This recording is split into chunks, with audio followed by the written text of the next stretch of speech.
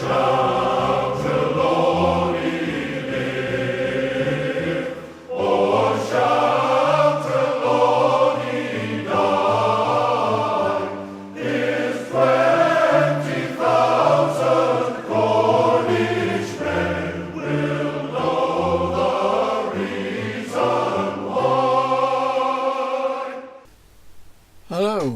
and welcome to the Pendarves and Penware 00 gauge layout that we are building in our loft.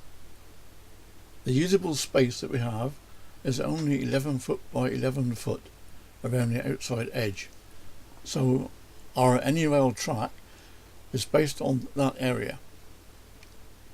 The layout is being built in two stages. The first stage will house the mainline station Pendarves, an engine shed, a country scene and some carriage sidings.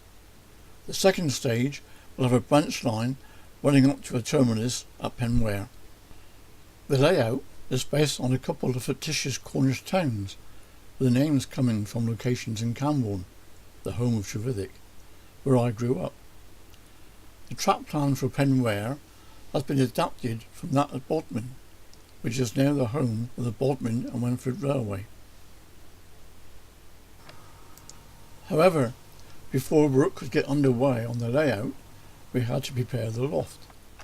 The first task was to install a suitable loft ladder, followed by a floor in the central area. So it was off to do some shopping at good old B&Q.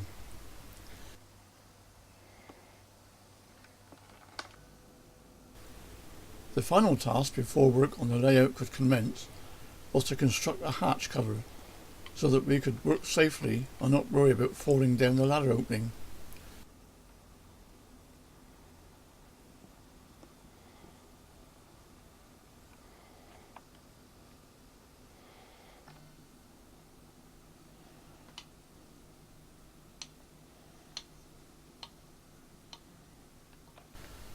The benchwork was installed using 2x1 cross members supporting sheets of 9mm ply. We had the ply cut to appropriate dimensions to fit the layout and to go through the hatch opening at B&Q before bringing it home. The leftover offcuts will be used later to provide the fascia board. Finally, the whole surface was topped with 3mm Depron for general sound deadening, and this was painted a brown earth colour. Track work is mainly Pico Code 100, with a mixture of set track and streamline, insulated and electrofrog points. The layout is to be DCC controlled with a Digitrack system. In order to get the best possible electrical continuity through the system, all of the insulated frog points have been converted to electrofrogs. On top of this, all the point blades were hardwired to their respective fixed rails. This negates the necessity of relying on the small blade contact area with the fixed rail to provide continuity. It also means that it is not necessary to mask the points when weathering the track. We are using seat motors on all the points. The initial plan was to wire all 6 contacts to provide for point operation and frog switching. However, this has been changed as we have decided to use frog juicers. The switch contacts on the motors will now be used to power LEDs on the control panel to indicate point positions. The first section of track laid was the station at Pendarves, and this was followed by the track work for the engine shed. A 6-degree incline has been installed for the track feed to a coaling stage. The coaling stage is currently under construction and is a scale scenes version based on the one found at Didcot.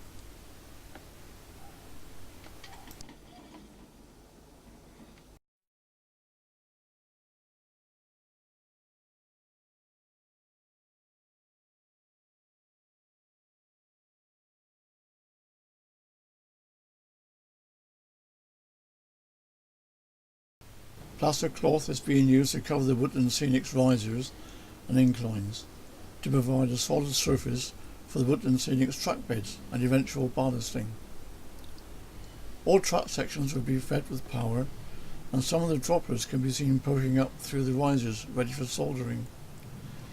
All the holes for the droppers for the already laid track have been drilled, so another long soldering session is about to take place. After leaving Pendarves station, the main line goes up a 3% incline behind the coaling stage and engine shed until it reaches the country scene on the third side of the layout. At the far end of the country scenic area, the track drops down a 2% incline behind the car sidings to ground level to eventually arrive back at Pendarves station.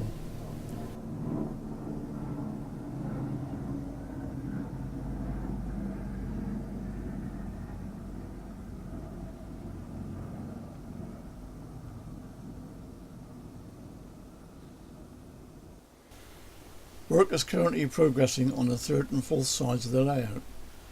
A canal is underway, together with a bridge over it, and another bridge is to be installed over a roadway further along the track.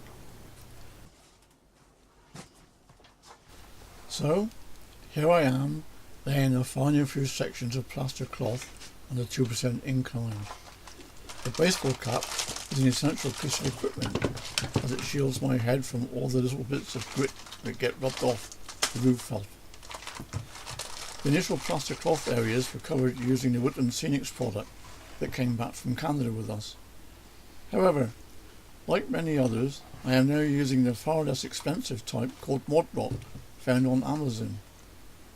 As a comparison, the Woodland Scenics lowest price cloth works out at 70p per square foot, whereas the Mod Rock is only 15p per square foot. No contest.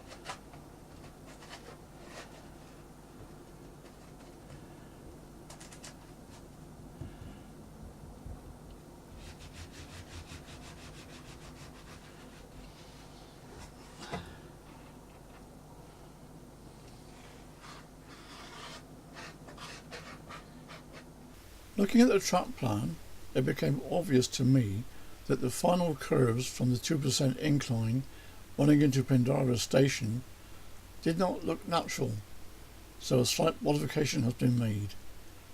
The new plans look far better, I think. Just goes to show that there will always seem to be some improvement to be made. Luckily, I spotted that one before the track was laid. One thing I have found is a severely warped board under the carriage sidings area. I will obviously have to install some additional cross bracing here to pull it into shape. With that in mind, I guess it's time to bring this intro to a close and get some work done so that I can have something new to show you next time. I hope that you've enjoyed this look at our layout. I look forward to bringing you part 2 in the not too distant future. So, bye for now and happy modelling.